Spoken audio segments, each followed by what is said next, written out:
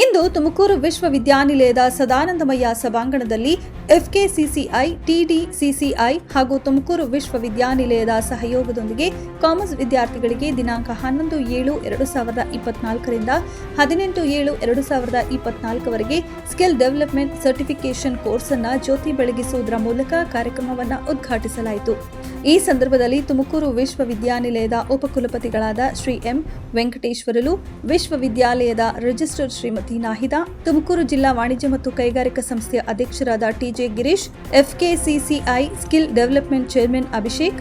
ಎಫ್ಕೆಸಿಸಿಐನ district coordination committee chairman Sujnana Hiremath ಅವರು ಹಾಗೂ speaker Shravan ಅವರು, ಪ್ರೊಫೆಸರ್ಗಳಾದ B Shekhar, Paramashiva, G Sudarshana Reddy, doctor Devaraj, Suresh ಅವರು ಹಾಗೂ